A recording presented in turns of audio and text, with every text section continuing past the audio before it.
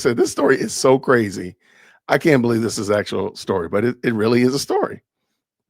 So apparently there's a man here in the great state of Georgia, in the metro area, and he was dating a woman. Somehow or another, they had a relationship some time ago, but the woman is not mentally stable. She's and she's been a very bad person because she's accused people of doing some horrible things in the past. And oh my gosh, where is it? Hold on. And she's accused people of doing some heinous things in the past. She's been accused of basically being a insurance fraud person and such like that. Really not a good person. So I heard this case and I was like, you got to be kidding me.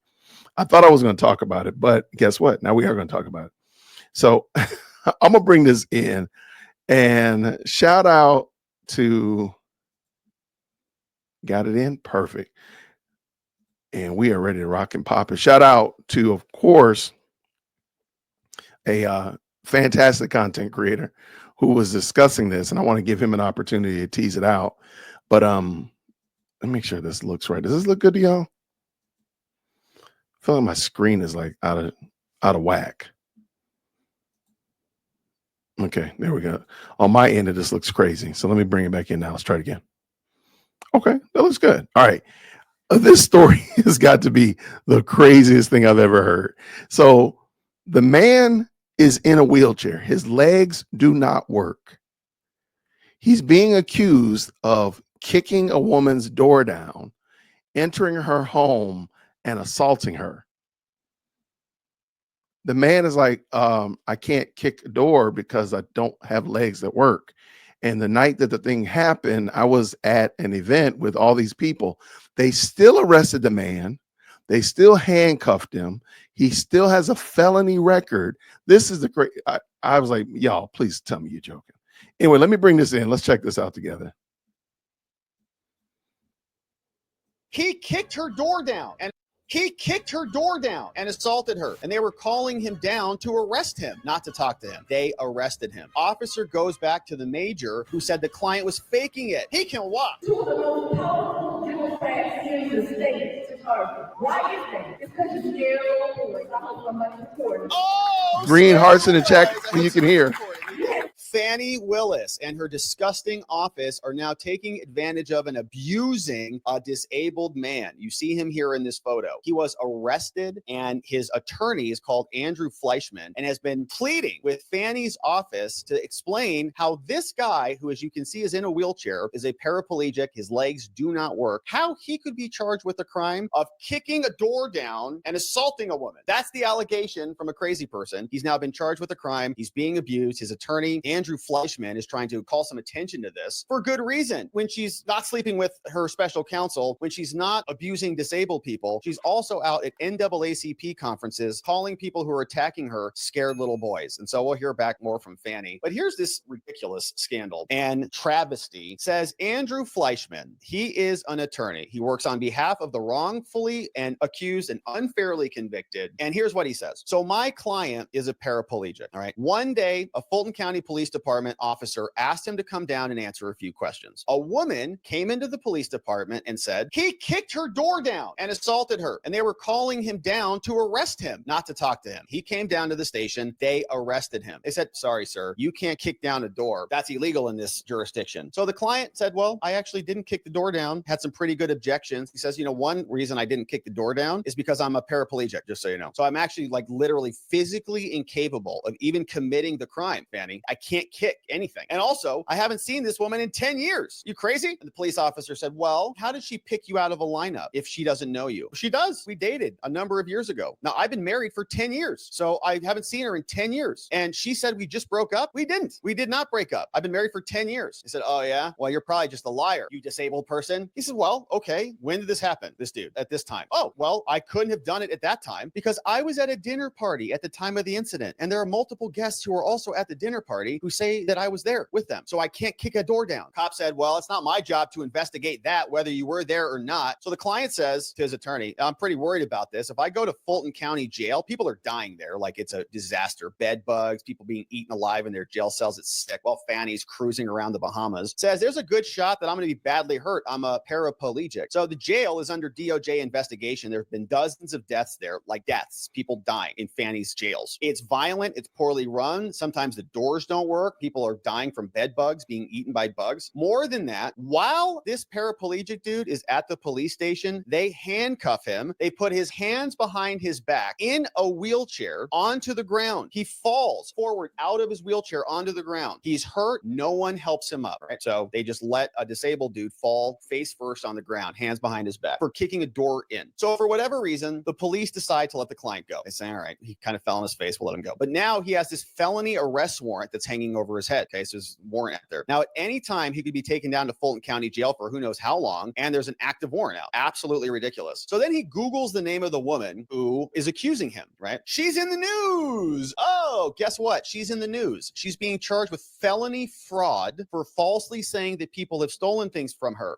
or broken things at her home, and she files false insurance claims. So she's just habitual liar. If you Google her name, it's the first hit. Cops didn't even do that. Here's what the lawyer did. He Googled her. It says, a Noonan woman has been arrested and charged after police investigated claims she was defrauding customers who stayed at her Airbnb. According to the police, the investigation started when a customer complained that a host was trying to charge him for a missing stereo after he stayed there last summer. Police say the Airbnb host backed up her claim that the equipment was stolen with the police report she filed with the company. Only problem is the police report is fake. She never reported the incident to the police. She just gave it to Airbnb. So she's just a sick person. So then this lawyer gets in touch with the woman's parents, right? Now, this dude has a felony arrest warrant, has been in handcuffs, been down to Fani's office, which just the smell alone is cruel and unusual punishment. So I get in touch with the woman's parents. They say, yeah, the woman is very mentally ill. Okay. She's not well. They say, oh, she's sick. Okay. Sorry to hear that. We're going to go see her. Family's going to come in. Now, when they see her, she confesses that she made the story up. Totally. No, that didn't happen. Never happened. They say, we're going to go down to the police station together. We're going to try to recant the story. Okay. We want to go down there and explain that she's crazy. Parents, the woman, everything. But no one will speak to them at Fani's office. Look, dear Detective Gray, this case number from June 15, 2024 was filed on behalf of Officer M. Beloit. It has been brought to my attention that my mental state and physical trauma in that moment were to confuse me into providing information that needs to be edited. Will you please contact me at your convenience so I can edit the information in the report and clear the name of an innocent man? Okay, so this is the woman who's sending the letter. Hey, I was not well. I was in a hysterical mental breakdown. Okay, like I was lost. I've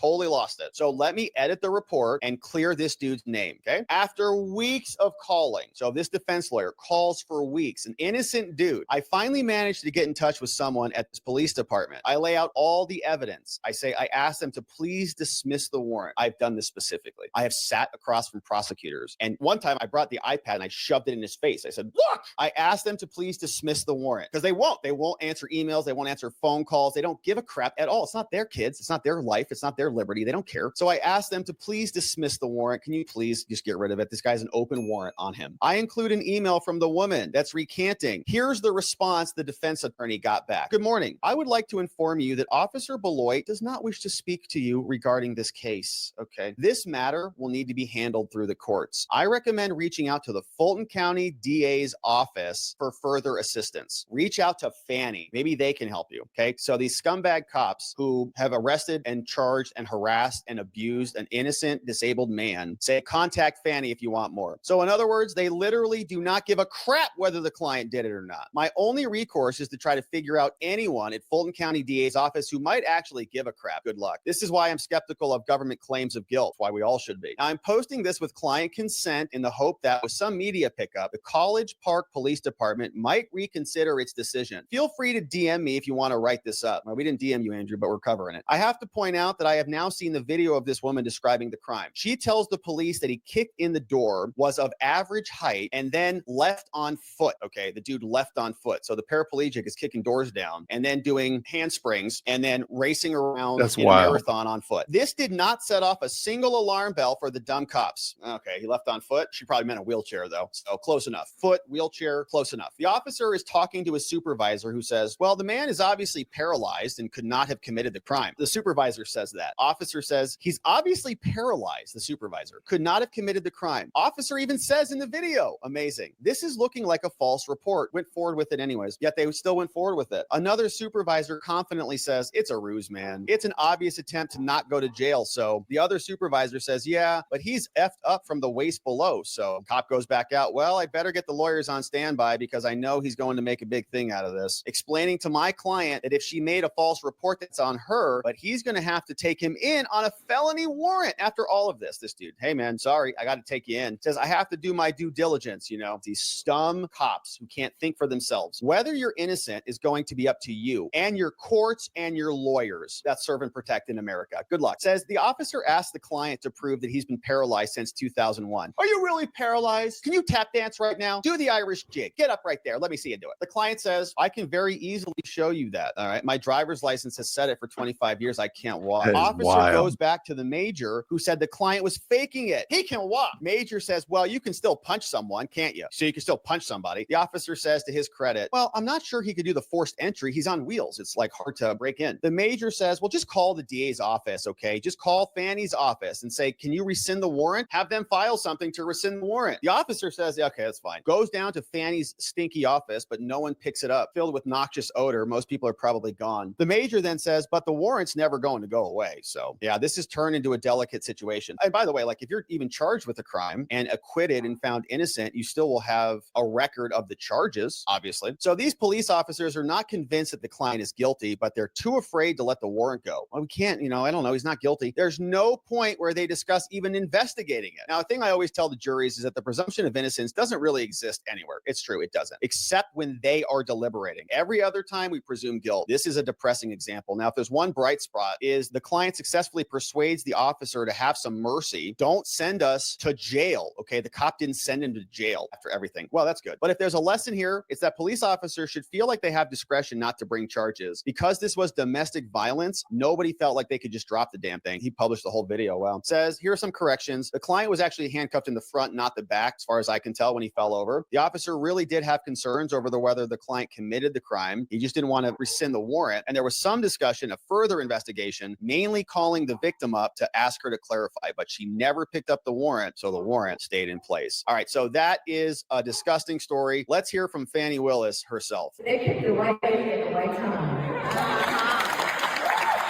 And they are going to continue to be frustrated by the resistance. And the resistance is this: I plan to continue to follow my oath, and I don't really care how many times you threaten me. You can keep investigating, targeting, but what is interesting is you choose two of the most powerful Democrats in the state to target. Why is that? It's because you're scared little boys. I hope somebody's recording. Oh, scared little boys. I hope somebody's recording. Yes, it's scared little boys who think they want a conversation with today. I'm telling you, get your popcorn that day. It's going to be a good day.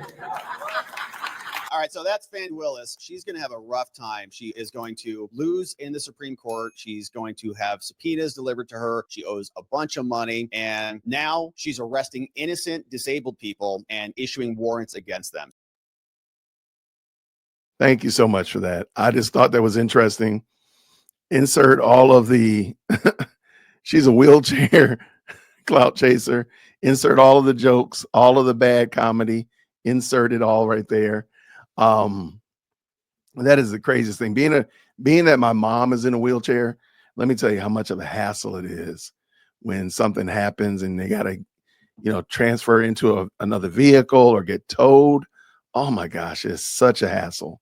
So I can only imagine what that poor man is dealing with, being arrested. Like I'm thinking, and the police knew. I'm going to go on a limb here. The police knew that they were wrong. That's why they had him come down to the station rather than them arrest him at his home. So that way he's already transported himself in probably a handicapped van or some means of transportation. So now they don't have to worry about the transportation aspect because it's a beast. I mean, especially if they're medically fragile. Oh my gosh, that is just slimy. That is so slimy. So prayerfully, he will get some real relief because he deserves it. That is the craziest story. And to think about it, the woman said, the woman was lying. She said she lied. Well, first of all, the story was fantastic to start with. Let's just be honest. The story was crazy. But beyond that, she admitted that she lied, and y'all can't do anything. That's craziness, man. That's really, I hate it because I know how much of a hassle that man had to go through. I can only imagine. And he looks like he was in a standard wheelchair. Like my mom's is like it's a rolling, a motorized one. It's just a lot of layers to that thing. Oh my gosh, it's just so terrible. So, but yeah, people reelected her, so that's what they get. You get what you get, and you can't pitch a fit. I want to say thank y'all so much for rocking with me. I really appreciate it. Thank you again, everybody. And until next time, grace and peace. See you soon.